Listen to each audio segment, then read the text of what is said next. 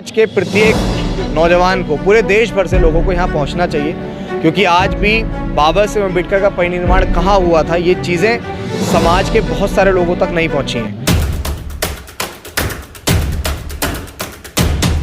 और तमाम जगह इलेक्शन हुए, हमारी आबादी कितनी है और हमारा वोट प्रतिशत कितना निकल के आया, जब हम लोग आकलन करते हैं तो नज़र आता है कि हमारा बिखराव ही हमारे पतन का सबसे बड़ा कारण है। समाज की बात करो, अखिलेश यादव हो, जयंत चौधरी हो, अगर आप तमिलनाडु जाएंगे एम.के. स्टालिन हो, समाज के बहुत सारे नेता हैं। अगर ये लोग एकजुट हो जाएंगे तो हमें किसी भी गठबंधन और किसी भी चीज़ की ज़रूरत नहीं है।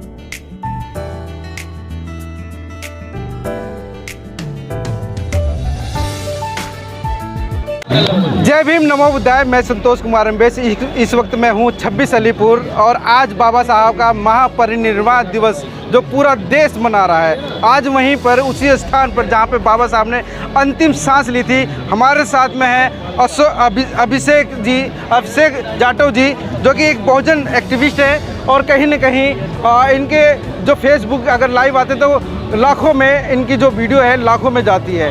अभी उनसे हम बात करेंगे, मुलाकात करेंगे, जो समाज का जो दर्द लेकर ये चल रहे हैं आगे, जो बहुजनों में ये जो एक शिक्षा और दीक्षा और लोगों को मोटिवेशनल जो बातें करते हैं, वो कहीं ना कहीं जो यंग जो लड़के हैं जो प्रभावित दूसरे संगठनों से हो रहे हैं, उनको एक अच्छी शिक्षा भी मिलती है। आपका स्वागत है आवाज़ भारत में। बहुत बहुत धन्यवाद। जय भीम। आज के दिन क्या संदेश देना चाहेंगे? देखिए, सबसे पहले तो आज का दिन हमारे लिए, पूरे समाज के लिए और पूरे विश्व के लिए बड़ी क्षति का दिन है, क्योंकि इस दिन विश्व रत्न और करोड़ों शोषित वंचित पीड़ितों के मसीहा डॉक्टर बाबा साहेब अम्बेडकर हमें इस देश को छोड़कर चले गए थे। तो नमन इस दिन पे उस महामानव को जिसने हमें सारे अधिकार दिए और बोलने का मौका दिया, जब आपके सामने हम खड़े हैं।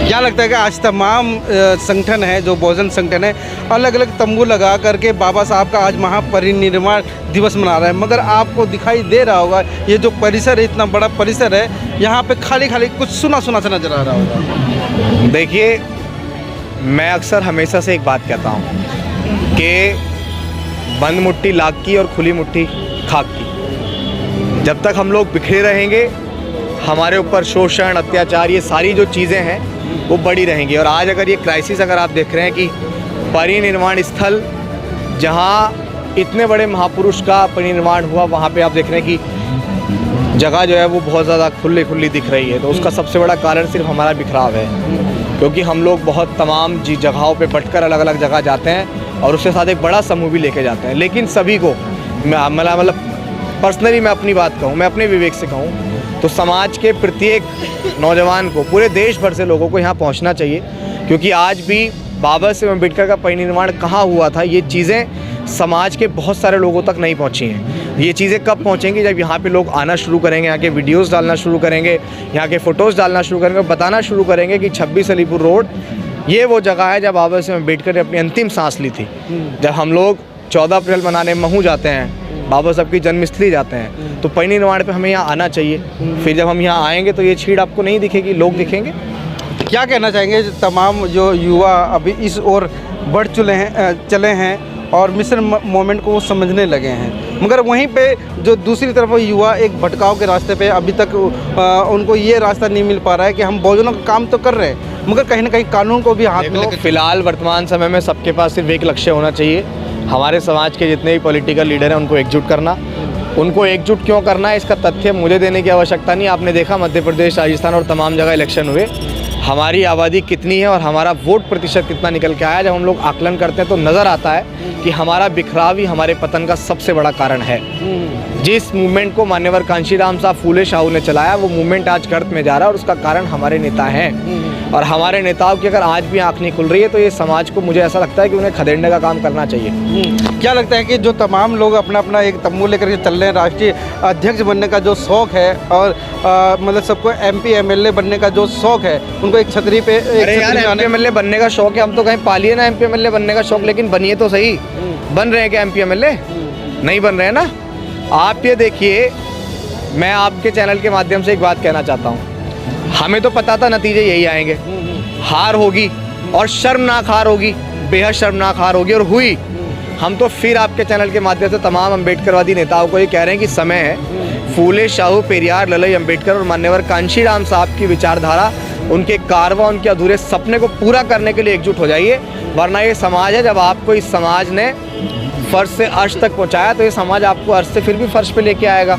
जब आपको ठेकेदार बना के बैठाया और आप तरीके से काम नहीं कर पा रहे हैं, कर तो रहे हैं ना, बस गाली दे रहे हैं इतना, मतलब कि वैसे बोलते हैं, मनुवादियों को बोलते हैं, बीजेपी को बोलने में लगे हैं। तो क्या आज की लड़ाई ना भाजपा के खिलाफ है, आज की लड़ाई ना RSS के खिलाफ है, आज पूरे समाज को एकजुट होके अपने नेताओं के खिलाफ संघर्ष छेड़ना पड़ेगा, उनसे सवाल करना पड़ेगा कि जब आप समाज को आके कहते हो कि एकजुट हो जाओ, तो आप पहले खुद एकजुट हो जाओ, उसके बाद समाज को एकजुट करना। हमारे नेता एकजुट हैं क्या?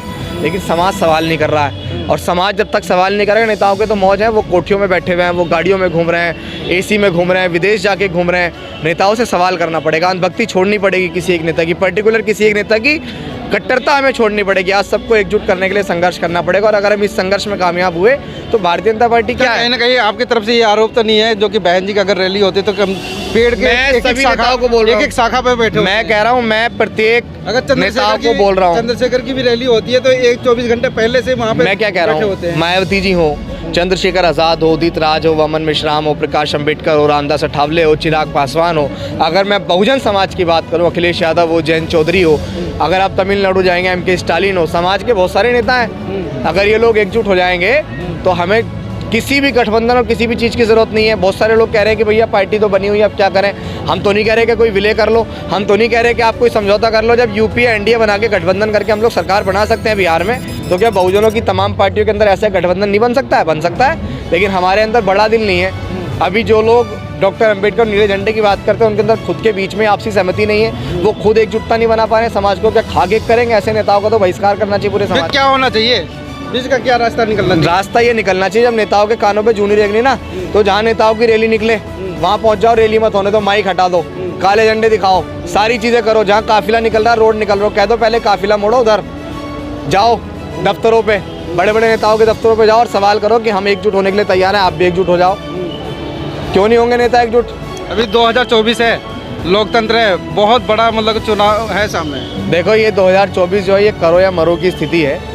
इसमें अगर कुछ कर पाए तो ठीक है, नहीं कर पाए तो मामला गर्त में जाएगा। लेकिन एक चीज़ है, हमने यात्रा निकाली और उस यात्रा का रिजल्ट कुछ निकल के नहीं आया। बहुत जल्द एक नया प्रारूप बना रहे हैं। अपने नेताओं को कोई घेरने का काम नहीं करेगा, हम समाज को एकजुट करके अपने नेताओं को घेरने का काम करेंगे। चलिए, तो साथियों, ये हमारे साथ में थे अभिषेक जाटव जी, जो कि उन्होंने सार्थक आज के दिन संदेश भी दिया और कहीं ना कहीं एक तंज भी कसा कि जितने भी राजनीतिक, जितने भी पॉलिटिकल हैं जो राष्ट्रीय अध्यक्ष बनना चाहते हैं, कहीं ना कहीं उनको एक बड़ी सबक भी है कि आप सुधर जाओ। आप इस वीडियो के बारे में अपनी राय अवश्य दें तथा वीडियो को लाइक, शेयर और कमेंट्स साथ साथ चैनल को सब्सक्राइब करना न भूलें। धन्यवाद।